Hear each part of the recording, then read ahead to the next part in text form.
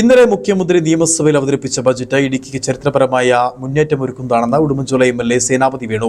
ജില്ലയിലെ ഭൂപ്രശ്നങ്ങൾക്ക് ശാശ്വതമായ പരിഹാരം ലക്ഷ്യമിട്ടുള്ളതാണ് ബജറ്റെന്നും ചരിത്രത്തിൽ ആദ്യമായാണ് ഇടുക്കിയിലെ ജനങ്ങൾക്ക് വേണ്ടി മാത്രമായി ബജറ്റിൽ ഇത്രയധികം പരാമർശങ്ങൾ ഉണ്ടാക്കുന്നതെന്നും അദ്ദേഹം കൂട്ടിച്ചേർത്തു.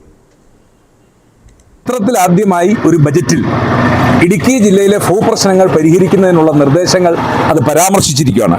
ഈ ബജറ്റിന്റെ 45-ാം പേജിൽ മലയോര മേഖലയിൽ ബഹുവിള കൃഷി രീതി പ്രോത്സാഹിപ്പിക്കും. ഇതിനായി ആവശ്യമായ നിയമനിർമ്മാണം നടത്തും. നമ്മുടെ നാട്ടിൽ അടച്ചുപൂട്ടപ്പെട്ടിരിക്കുന്ന തോട്ടങ്ങളിൽ ബഹുവിള കൃഷികൾ നടത്താനുള്ള അനുമതികൾ എന്ന് പറഞ്ഞാൽ തേയില മാത്രം കൃഷി ചെയ്തിരുന്നിടത്ത് ഇനി മറ്റ് വിളകൾ കൂടി കൃഷി ചെയ്യാനുള്ള അനുമതി കൊടുത്തുകൊണ്ട് ആ പ്രശ്നങ്ങൾ പരിഹരിക്കും. അതോടൊപ്പം മലയോര മേഖലയിലെ പട്ടയ വിതരണത്തിന് തടസ്സമായിട്ടുള്ള എല്ലാ പ്രശ്നങ്ങളും സമയബന്ധിതമായി പരിഹാരം കാണും.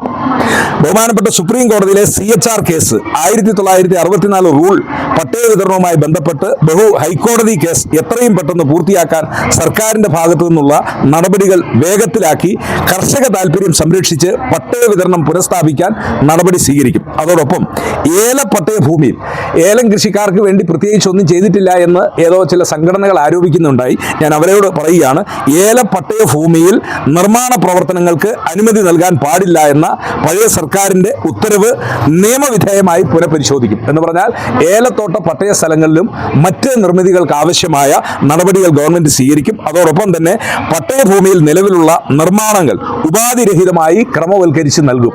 ഇതാണ് ബജറ്റിൽ മലയോരത്തെ ജനങ്ങൾക്ക് വേണ്ടി ബജറ്റിൽ പ്രത്യേകമായി എടുത്തു പറഞ്ഞിരിക്കുന്നത്.